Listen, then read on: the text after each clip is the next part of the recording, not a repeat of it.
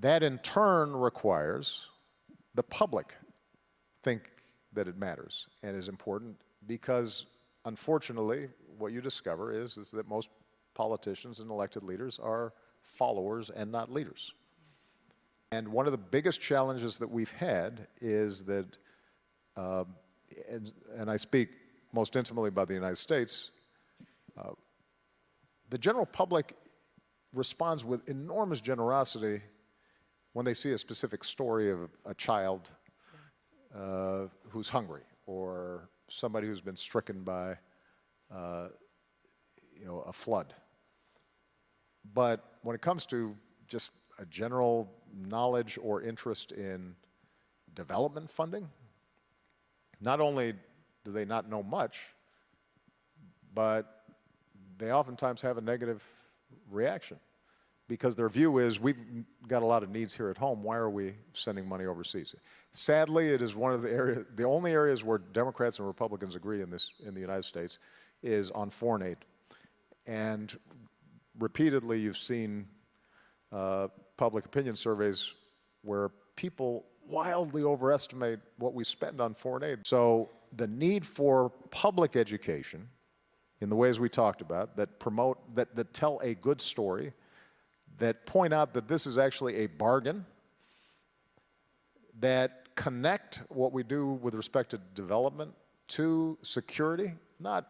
in a perfect correlation, but to say that, look, if you've got failed states, then generally some of that's going to spill over on us. If you have economies that are failing, ironically, if you are concerned about immigration and mass migration, it's really a good investment to make countries work so that people can eat, because then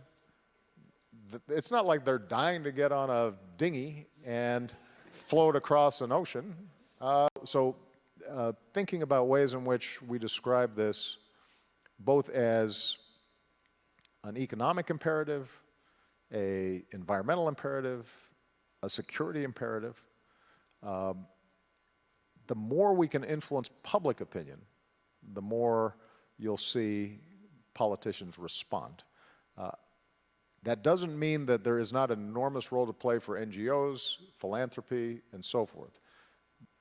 If you want to get done what you're talking about, you will have to combine effective philanthropy and technical know-how and smart policy engineering with getting your hands dirty, trying to change public opinion and trying to ensure that